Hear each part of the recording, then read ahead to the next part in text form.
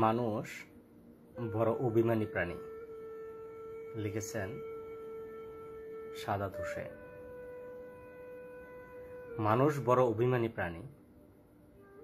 সে চায় তার মন খারাপ হলে প্রিয় মানুষটাকে না বললেও সে বুঝুক। ফোন করে খানিকটা ম্লান গলায় হ্যালো বলতেই উপরের মানুষটা বলুক, তোমার মন খারাপ। তার এলোমেলো চুল, খানিকটা লাল চোখ দেখে বলুক, তোমার রাতে ঘুম হয়নি, দুঃস্বপ্ন দেখেছ, টেনশন করছো কিছু নিয়ে।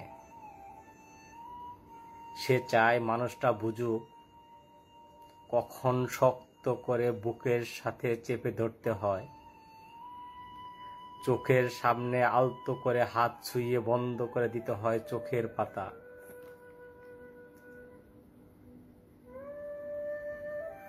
সে চায় মানুষটা বুঝুক কখন হাতের মুঠোয় হাত রাখতে হয়,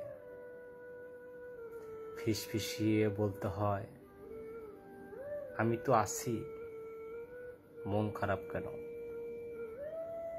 সে চায় মাঝরাতে সে টের পাক পাশের মানুষটা তার মাথার নিচের সরে যাওয়া বালিশটা ঠিক করে দিচ্ছে।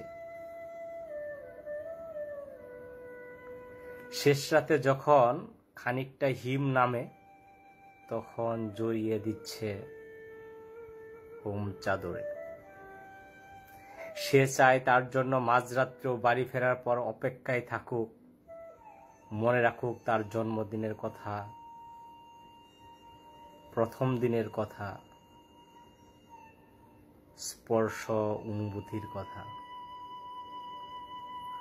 সে চায় তাকে ছুঁয়ে দেখতে গিয়ে মিথ্যে মিথ্যে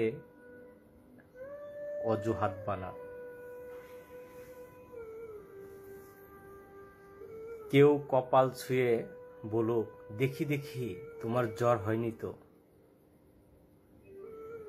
অভিমানে দূরে সরে যেতে চাইতেই কেউ বলুক, খানিক ভুল করেছি বলেই দূরে সরে যেতে হবে। তবে সে এই যে এত ভালোবাসি তাতে আরো কাছে আসা যায় না,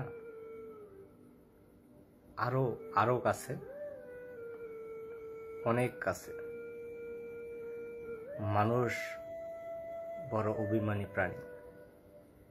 তারা দুজনেই কেবলই ভাবে এই সবই ওই মানুষটা করুক, ওই অন্য মানুষটা, কিন্তু শেষমেশ করা হয়নি কারোরই। তাই কাছে আসা রঙিন দিনেরা ক্রমাগত দূরে সরে যাওয়ার ধূসর বিবর্ণ গল্প হয়। মানুষ বড্ড অভিমানী প্রাণী। অভিমানে সে ক্রমশই দূরে সরে চলে যায়, বুকে পুষে রাখে এক সমুদ্র আক্ষেপ।